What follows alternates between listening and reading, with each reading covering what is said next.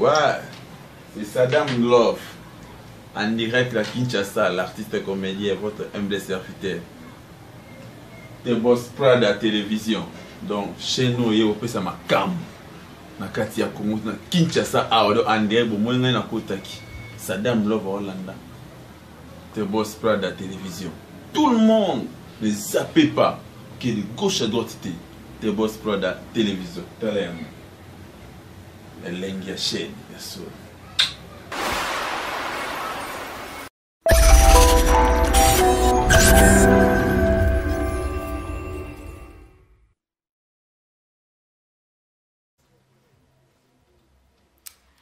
Hello to all the viewers of The Voice or Reason. I am your presenter, the one and only Angelique. Thank you for you who tunes in every Saturday at 3 p.m. to watch The Voice or Reason. And of course, The Voice or Reason wouldn't have existed without you, wouldn't have been here without you. And we thank you from the studio and myself, I thank you. As today, I've been put in the post of today's show is special. I have a special guest. God has given me the opportunity to invite the person who has actually brought me up. I would say he is my father. He is also my mentor. He is also my brother. And he goes by the name of Mr. Emmanuel Lomami. Before any further ado, let's introduce him. Hello, Mr. Emmanuel. Good afternoon, Angel. Feels weird. You mentored me, now we're in a battlefield. I know, really, it's feeling weird, yeah. I'm the one actually using the other seat asking questions. Thank you, that's what happens, isn't it? Teach you, come. So, the viewers are watching you right now. Some of them, they don't know who you are. Would you give them opportunity to introduce yourself?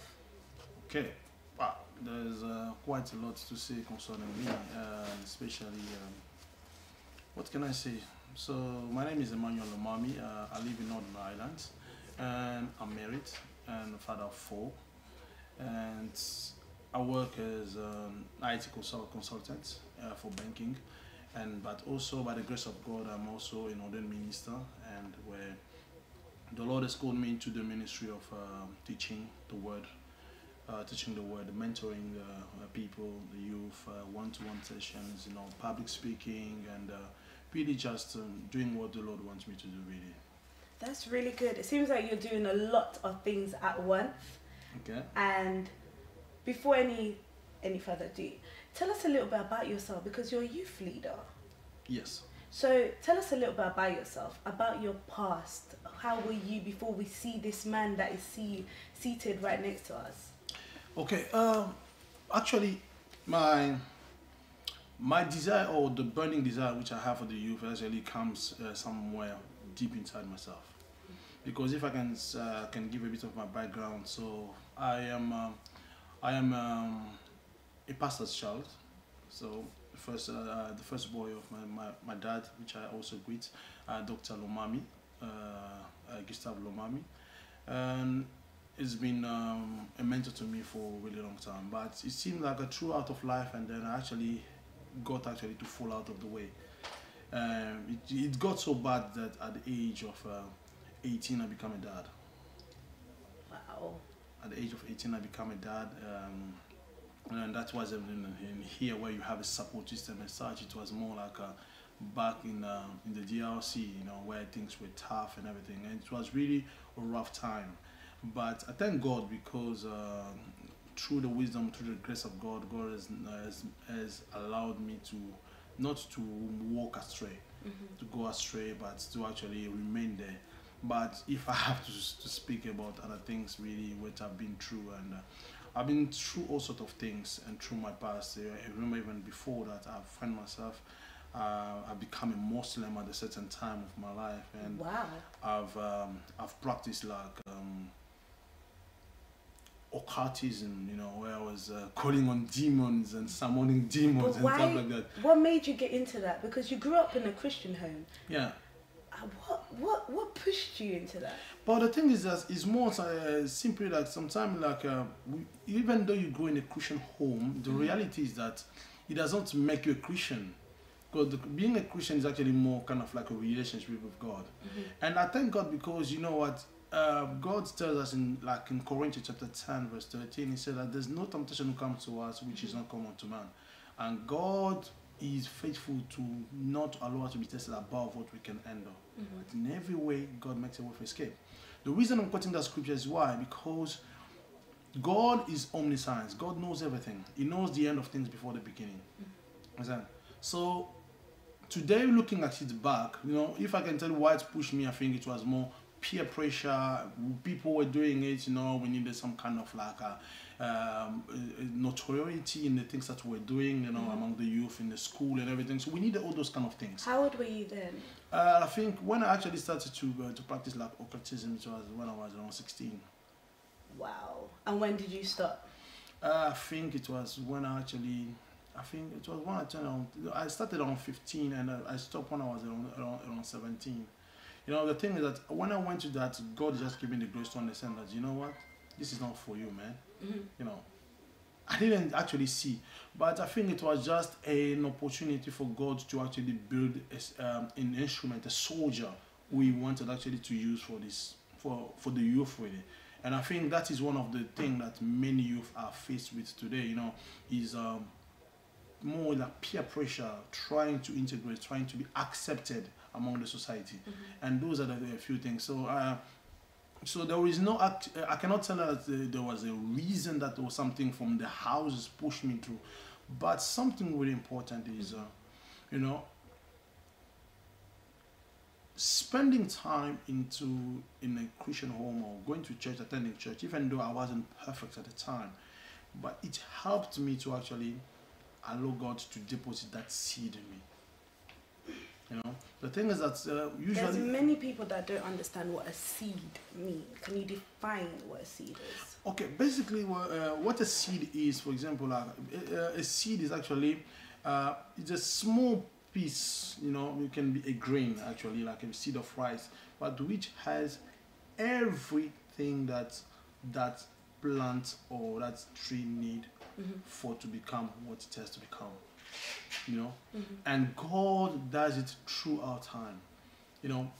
God helps us. And when we encounter God, even if in our tender age, even though we don't understand exactly what happened, but there is that seed, that seed or that in you, that thing which always do, regardless to whatever you do, which always drives you back, takes you back to the place, and that's that seed what I'm talking about. So, when did you decide to give your life to Christ?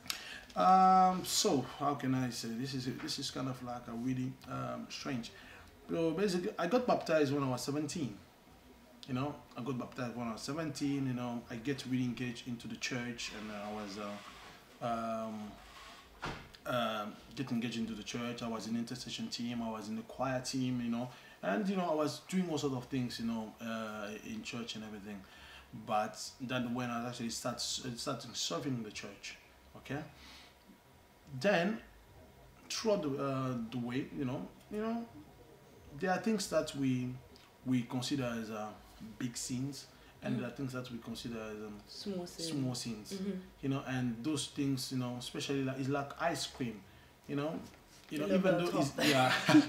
though it's detrimental to your health at a certain point, but it's just so sweet that you don't see it when it's actually killing you.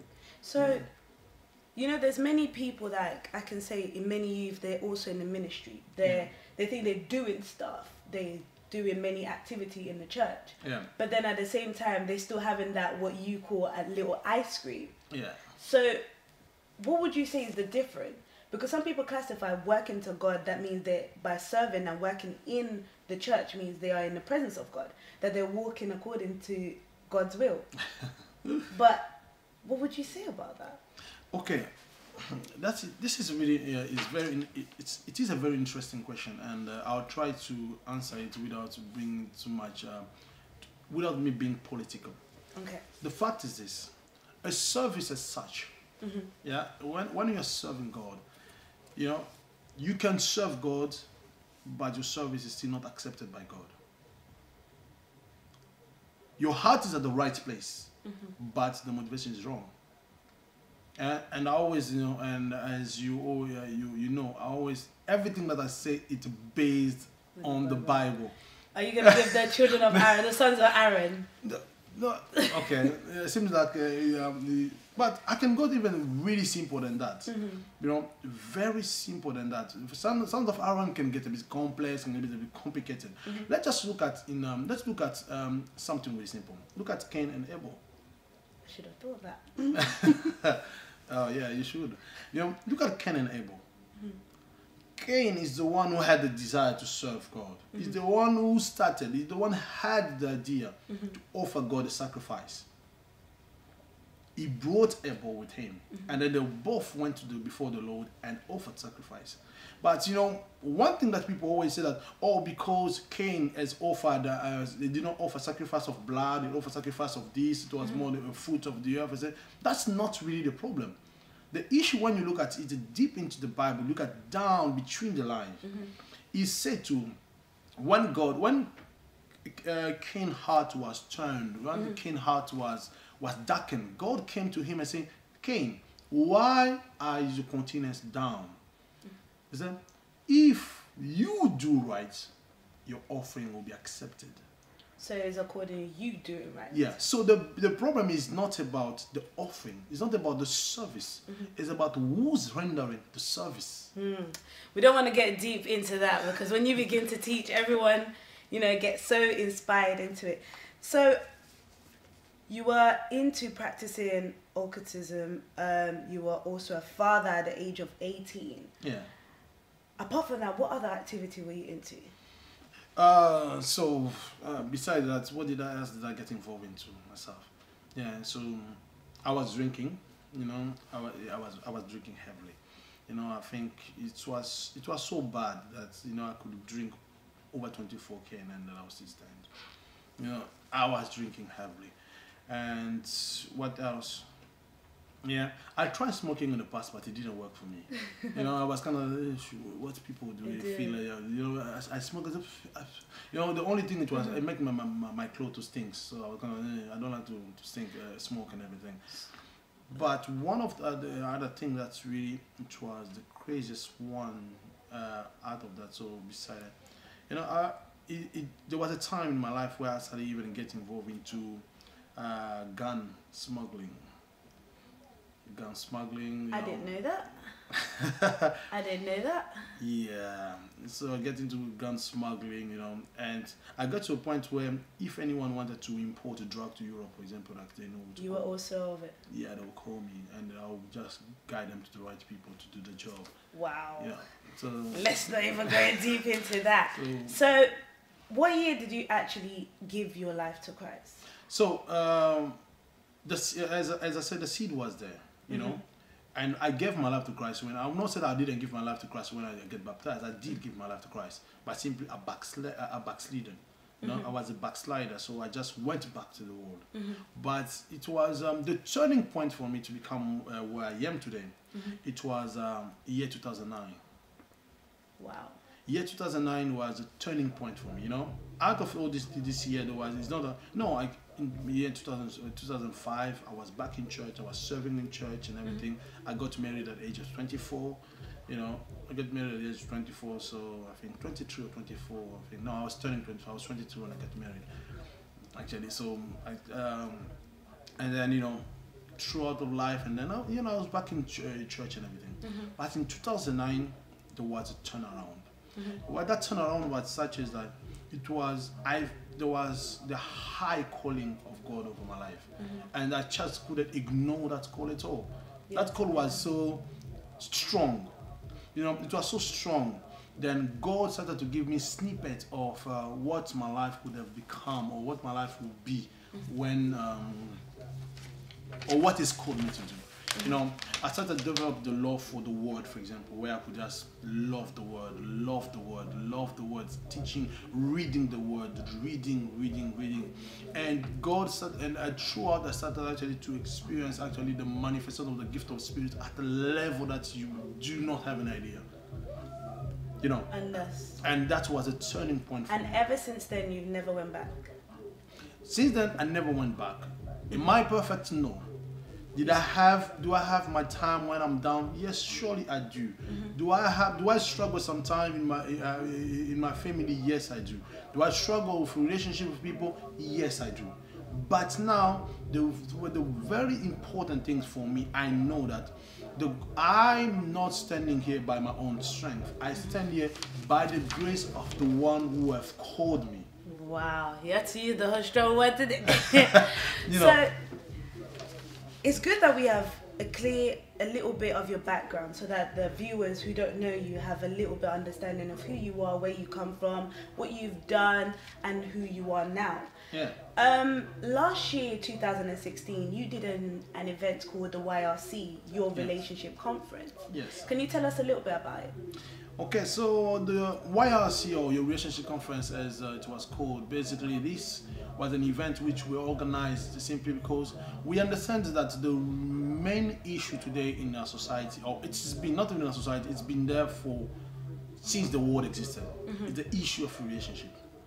And if there are a group of people who actually do not have an idea of what relationship is all about, it is the young people or the youth. And there are many people of today even who are married, who live in marriage, but they do not simply understand what relationship is all about. But now there are people that are watching you and they're like, what makes you qualified that you can talk about relationship? You married at such a young age, but how do you think you have the full knowledge of relationships enabled for you to also do a conference to educate other people? Okay, though in life you can only give what you have, and let's pop a bit this question. Now, a few weeks ago, for example, you dropped a comment on your Facebook. I just checked on your Facebook. It said that it was a question. I said, why is it men are unable to love their wives as Christ? Really, really interesting question. But the answer is simple. The person who never experienced love can never love. But then they will say they have the feeling, that strong attachment with the person. Yeah, but no, love is not about love is not feeling.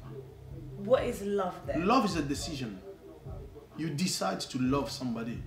Christ, the Bible says that when we were yet sinner, Christ died for us. So it means that you are still in your mess, you are still in your life, but Christ still decided to die for the love he had for you. Even though that you didn't know him, even though there's no guarantee that you actually have a relationship with him, nothing at all. But he still decided to die for you and me. That is love. Love is not about how you feel. Love is not about how the other person makes you feel. That is we have different levels. Interaction when it comes to love. You have what you call the eros love. Eros love, which is just simply like the erotic love, which is comes with the romance, the emotion thing, bubbling, which people enjoy the most and everything. And we have also, which we have the love like what we have for brothers and sisters, which is actually godly love and everything. But we have what the Bible calls the agape love. It's a love which is a sacrificial love, where you decide to give out yourself for the sake of the other. And that is what love is all about. Let's not go any further.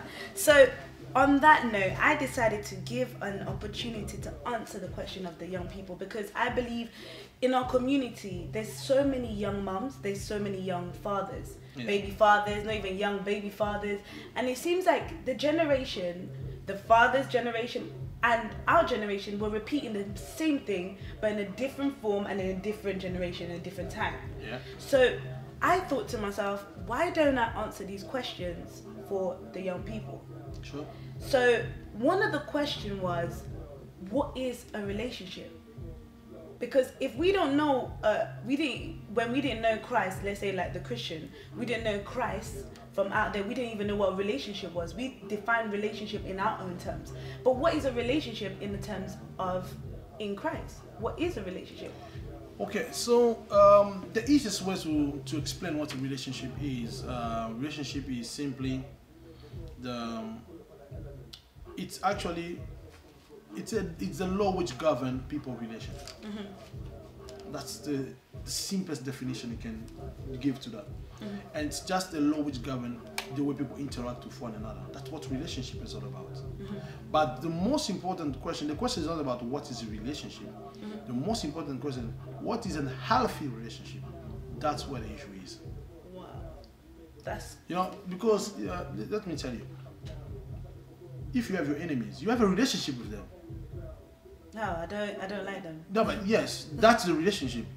Your relationship is based on you not liking them. That's the interaction you're having. So that is already a relationship is an interaction. So basically, it's the laws which govern the interaction between people, how people interact with one another. Another question was in the beginning of dating. So I don't know if I should go into the parent bit or should I go, because many young people are finding it hard to actually know what dating is. Because when we're in the world, we know dating, you can date this guy, you can do this, date this woman, you can do that and that. But what are actually like the procedures? Like there's some young people where they feel like as soon as a man, as we're taught in church, like I was taught in church, as soon as a man comes to me and says that he likes me, he wants me, I have to first of all drag him to my parents.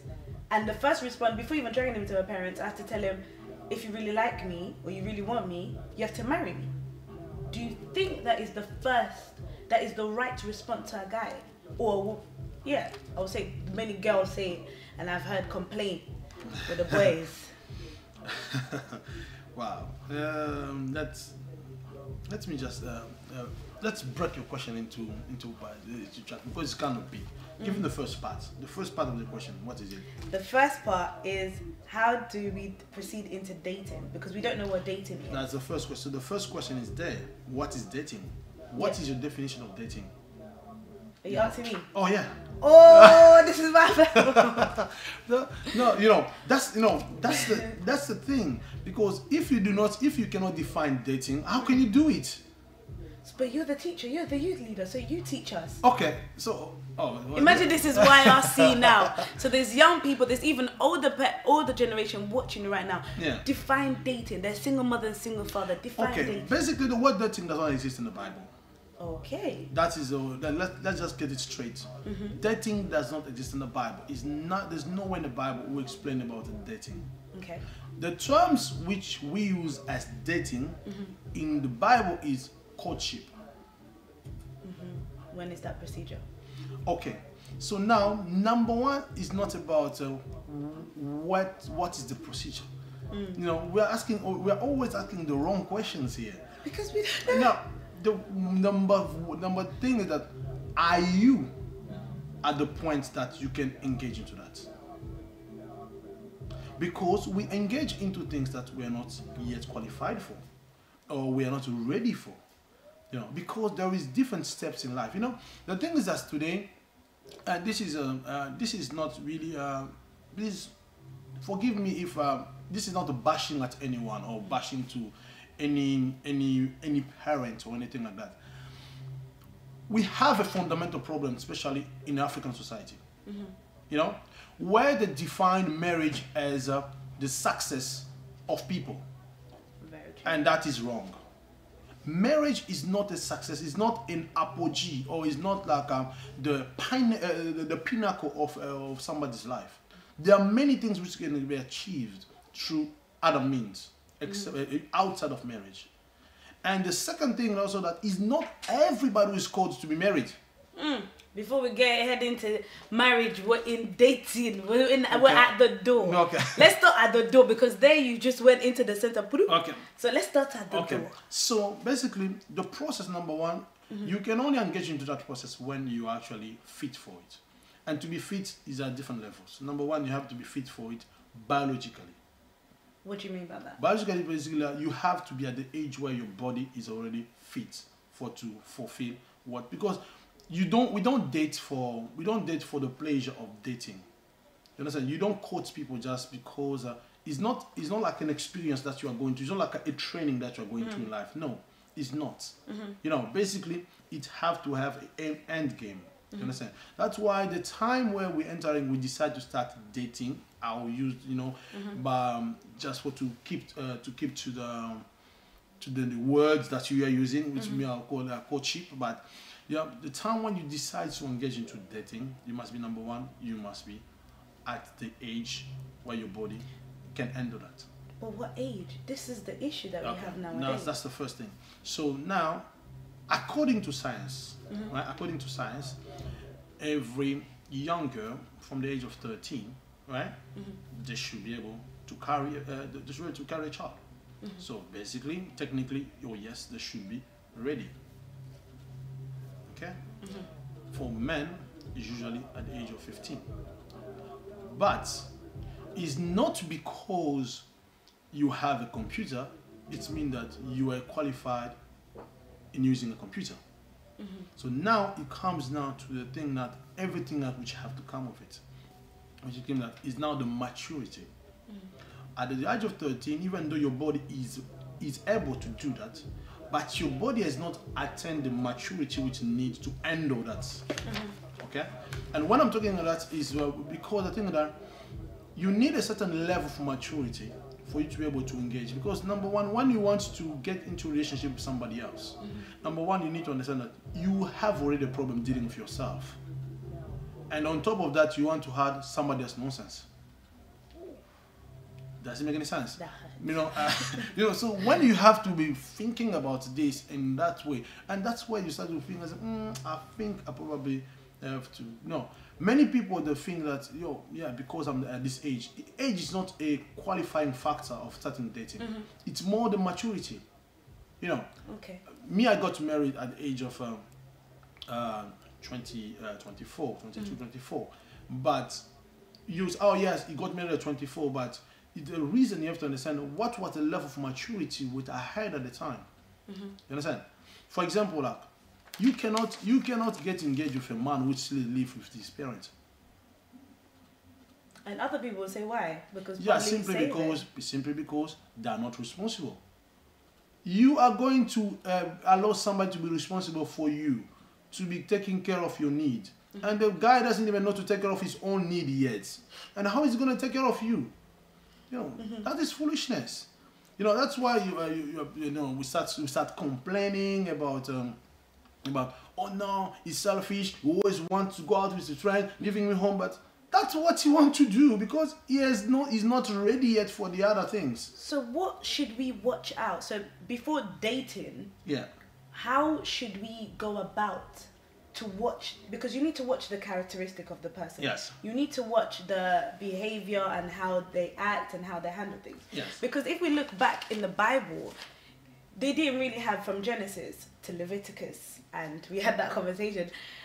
Genesis and Leviticus, if you see like Abraham himself, he told his servant to go and find his son Isaac a wife. Sure. Which was easy because back then you were allowed to marry your cousin. Cousins were permitted. But if we go into Leviticus, the Bible says that God said that you're not allowed to marry anyone that's next of kin. Which then made it difficult. Because right now there's parents that are watching, they will say, and I heard they said nowadays the young people don't know about, they're playing about a relationship because back in the day they had to choose a wife or a husband for you. It was easy then. I think they took that tradition from Abraham and, from that time. But now, I feel like in Leviticus, it was like, that's it, it's gone. You need to now choose another family for you to be with. Sure. But now we have that issue. How? Because your family don't know that person. There's other people that their parents, there's two. There's other people that their parents, or let's say mentor, let's say pastors, have already seen this girl, they've observed this girl. And they have observed this girl, and okay, let's not go there yet. Tell us what to watch out first. Okay. Before we go into that. Are you sure that you have enough time for that? I have. Let's go. Cut it short. Okay. But get precise. To the point. Okay. So basically, the easiest ways to think about it is this: is the Bible has answer for everything. The Bible has steps, clear steps about what need to be done and when and how it has to be done. So this is a reality. Okay. So let's look at this. This question was asked to Jesus as well. Okay. Okay. in, let's say, Matthew chapter 19, for example, right? From verse 1, the Bible says, and it came to pass that when Jesus had finished this saying, he departed from the Galilee and came into the coast of Judea beyond Jordan. And a great multitude followed him, and he healed them there. And the Pharisees also came unto him, and tempting him, and saying unto him, is it lawful for a man to put away his wife for every cause? You know, don't worry, I'm not talking about divorce or marriage here, you know, but I just want you to, you know, to really get you into, you know, I want, because the problem is that I don't want to say that it's myself. Let's say what Jesus answered. Okay. That's what's the most important thing here. You know, so that is not, I don't want people to take it from me, but let's take it from the Bible and, you know, the Master himself. And he answered and said, have you not heard that which made them at the beginning made them male and female? No, explain. That's it. Explain. Whom that made them at the beginning, made them male and female. Okay. So the problem, first of all, is not the relationship itself. It is the people who are into the relationship, male and female. Okay. That's the first step. So it's not the relationship is not the problem. Okay. It is the people. All right, let's go. I want to get to the point. Come on, let's go. And verse 5, he said, and he said, for this cause, you know, for those who are joining us now, this is Matthew 19, so we are reading verse 5 now. And he said that for this cause shall a man leave father and mother, and shall cleave to his wife, and the twain shall become one flesh. Wherefore there is no more twain but one flesh, where therefore God has joined together, let no man put asunder. So he said that they were man, but they'll be joined together and they become one person. Still, I'm not going to marriage yet. How? And it's okay. I'm not going into marriage yet. So you said that let's step at the door. So we are still at the door. We're watching. Now, they say unto him, why did Moses then commanded to give a writing divorcement to put her away? So why Moses said that we should divorce them if you said that we shouldn't? And he said unto them, Moses, because of the hardness of your heart, suffers you to put away your wife. But from the beginning, it was not so. But isn't that talking about divorce? No. It talks about, he is answering based on the divorce. But he's saying that at the beginning, it wasn't so. The thing is this. All the question they're asking me is like them, they're asking, why then is Moses, why then is family doing this? Why is the society doing this? He said he said, those things are because of you people. It's because of hardness of your hearts. It's because the society have rejected God. It's the society are trying to do things according to their own mind. That's why the permissive will of God is in action. You know, but at the beginning it wasn't so, and that's where we are going now. So the problem is at the beginning. Okay, so if that's at the beginning, so now how do we? Because we can't go into dating without making a decision, right? True. So how do you watch that person? How do you know this is the right person for you to be with? Okay. How?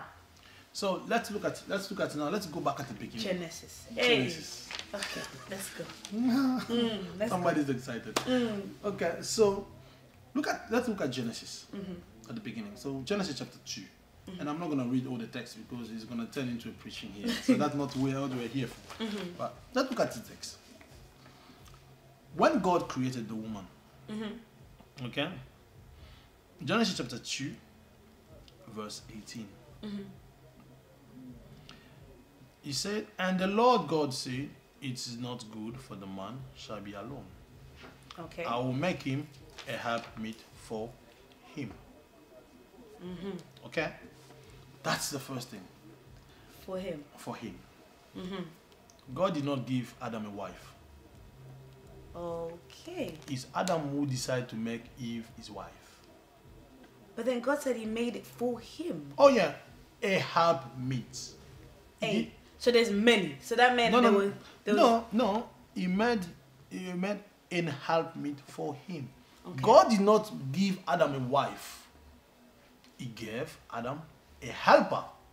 Okay. It was Adam's decision to turn Eve into a wife. Now, look at now, because this is the key. Look at now, what were the criteria that Adam used for to turn Eve into wife? Adam was the one who were looking at. What criteria did he use? Yeah, so the Bible has it. The Bible has it. Don't worry. Let me open mine. Where should we Genesis chapter 2. Yeah.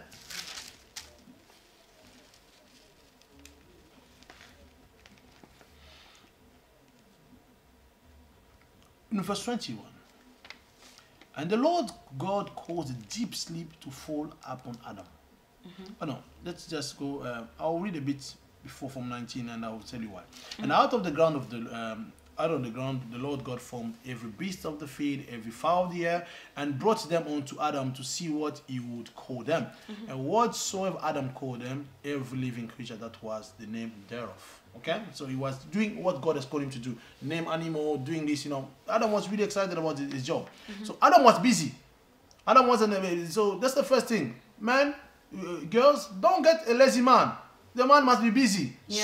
Working, serving the Lord. Adam was serving the Lord, doing the will of God. This is very good, because there's many men that look for a woman that is hard working, and he's at a certain point than him being hard working. You see, this is the first point. For you sisters, don't get a lazy man. Get a man who can who can work, who does what he needs. And here, Adam was working without supervision. You don't get a man who needs to be pushed to go to work. You don't need a man who you have to push him to go look for a job. He'll be providing for you. Why are you putting your head? Okay. Do you understand? So that's the first thing. So do you have a man comes to you? Do you have a job? Oh, you may not. But does it matter the job? Because you don't have a job. Maybe do you have a plan for your life? If he doesn't have a plan for his life, he's just thinking that, oh yeah, I'm planning to buy this shirt, I'm planning to buy this car. Really? So I'm going to eat your car and wear your shirt? Come on. This is not that. This is a joke. I'm going to eat your car. But the thing is that girls today, you're so superficial. Oh, he got a nice car and everything. Does he has a plan for his life? Where is he going? Because the wife you're going to take is a helpmeet. So that wife have to help you. But if you don't have a plan, so it's going to help you to be lazy. Oh, let's go back. So first observe, hard-working man. Men also, young men, you have to be hard-working. Yeah, so not hard-working, but also serving the Lord. Really important. Ooh. Serving the Lord, because here you are serving the Lord. You are doing the will of God here. So you work hard, your work, and also you're serving the Lord. Serving the Lord. And you need to understand that everything was happening here, right? In the confine of marriage, in confine of the presence of God, in Eden, presence of God. That's what it means. Okay. And then Adam gave the name to all the cow, the fowl of the air, blah blah blah. And Adam, there was no found a helpmeet for him. He was alone. No, he wasn't alone, but he was single. There's a difference between singleness and being alone. Because it says helper comparable to him. Exactly. So something you can compare to. Really important, and we are going to get into deep, and you will see what Adam defined as being comparable.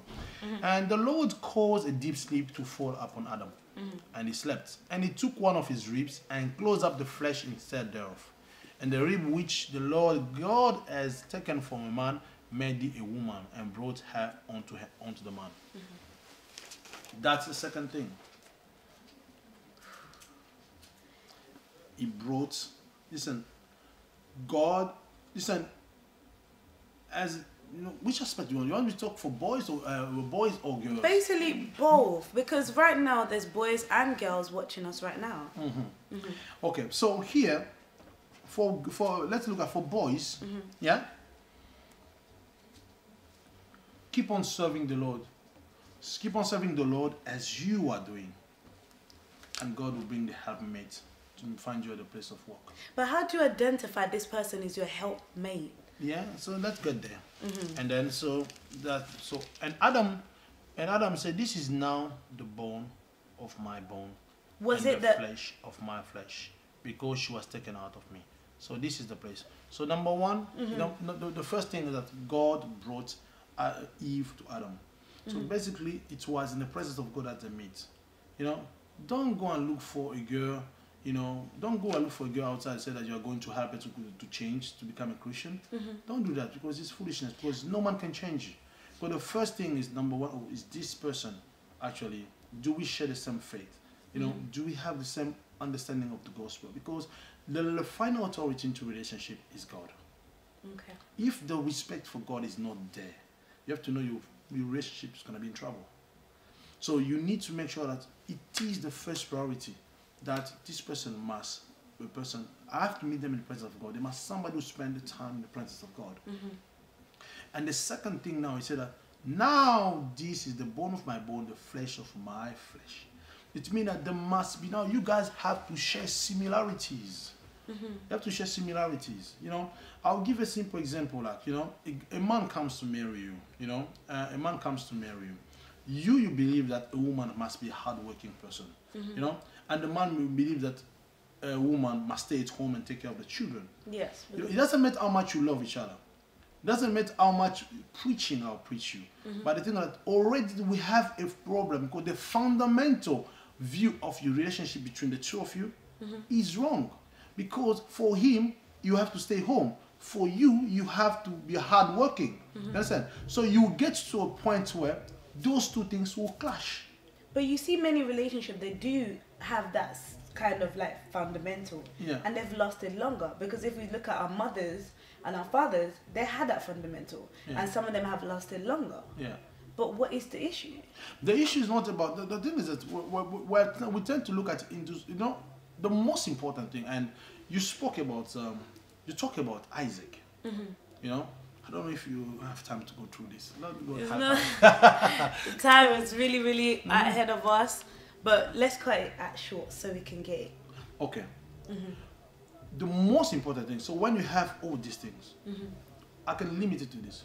What is that thing which is really crucial to you in a relationship, that if that thing is not there, your relationship won't stand? That's a very good question. Do you understand? It doesn't matter, anything else can obsolete. And I'll give you, am I allowed to use myself as an example? Yeah. Okay.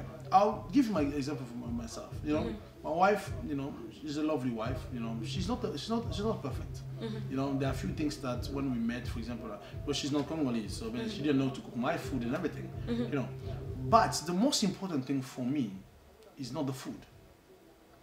The most important thing for me when I was looking for a woman, it was a woman who is ready to sacrifice herself for me.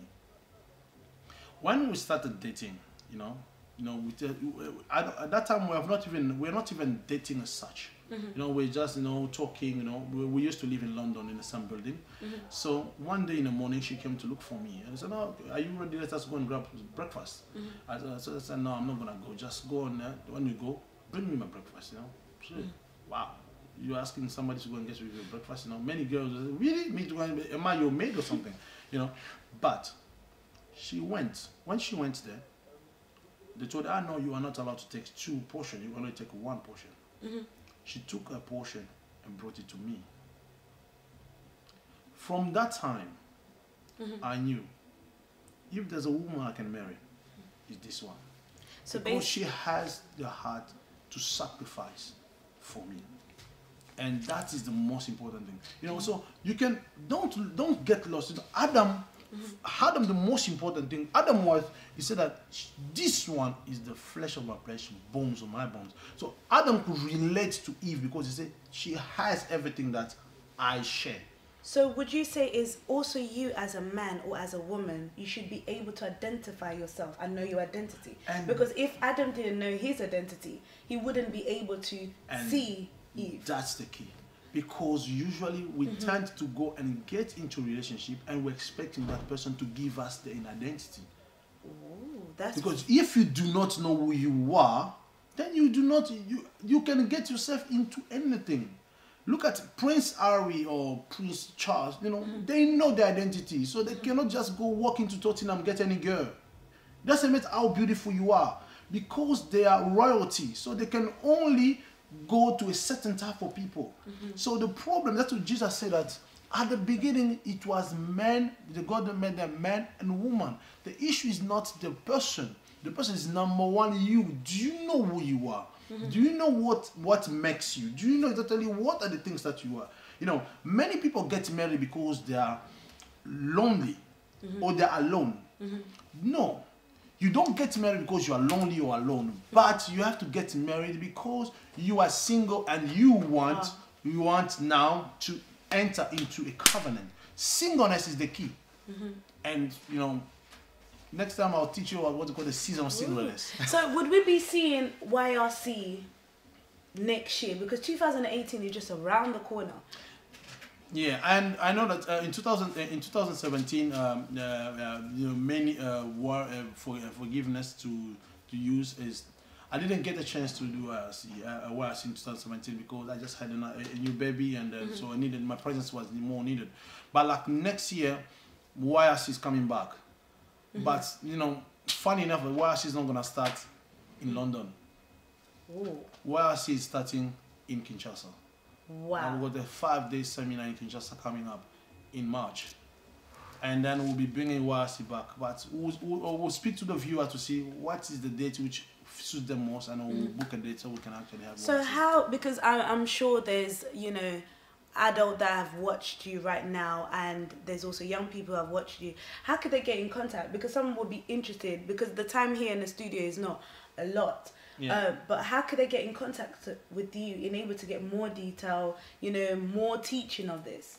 Yeah, so basically, as I said, I am a public speaker and an ordained minister. So my contact details will be provided, so they can contact you, because you are you're one of the person which is the most close to me in terms of the work which I do with the youth. So they can get in touch with you. But you know, any churches, organization who you want me to come and speak to the youth and everything, you know, the thing that it's good to speak to a perspective as high people, but the most important thing is that, you know, is to know what they're going through.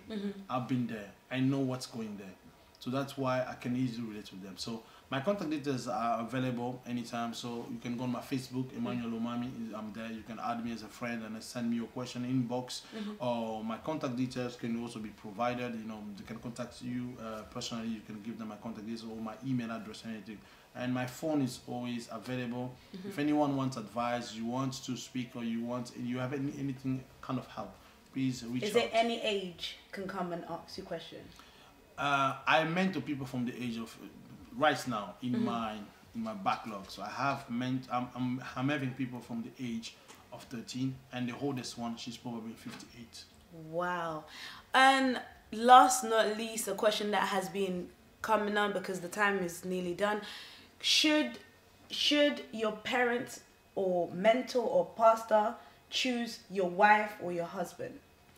Okay, number one, the reason, if you want them to actually choose, the reason number one is it's about the relationship that you have with those people. You know, if you believe that these people, you trust them enough, that judgment based on the way they raised you, that they can make for you a good choice, then it's fine. It's at the end of the day, it's still your decision if you allow them to choose for you or not. Okay. Isaac had such a relationship with his father that he knew that his father only wanted the best from him. But also, if you look at the criteria which the servant went to look for Rebecca, they're exactly and similar to the one in Genesis chapter 2. There is no difference. So it means that he was in the spirit. But I think the most important thing is, like, you know, for mentors, for pastor, you know, it is good to suggest, but it's better to help them to pray through. There is a verse in I think Psalm chapter 40 verse 37 which says that the Lord saves them, protect them from destruction. Why? Because they've taken refuge in God, in Him. You know, if you put your refuge, you take refuge in God, you save yourself in the Lord, God is going to protect you. So there is a way. You know, there's a way to pray for these things. You know, the Bible teaches us how to pray for the right person, when and wow. You know. The time is not our friend, unfortunately, my viewers. But we thank Mr. Emmanuel Lomami for coming on the platform to discuss to us also his experience and also what he's learned, and also to educate us. Unfortunately, the time is not our friend, But however, the contact details are there for Mr. Emmanuel Lomami for you to contact him and speak further. He's there for married couple, he's there for single, he's there for the youth, he's there for the adult. Every generation, you're free. Even a pastor, whoever you are, you're free to contact him. And I myself, Angelique, would like to take this opportunity to thank you, the viewers. Of course, the Voice of Reason wouldn't have been here or even still exist until now, until the end of the year 2017 without you. And I thank you for taking your time for watching us. Those that are watching us on SepelaTV channel 121, those that are watching us in Congo, hello to you. And I will say in Lingala, mbote. And we'll see you again next week Saturday. From now, bye-bye.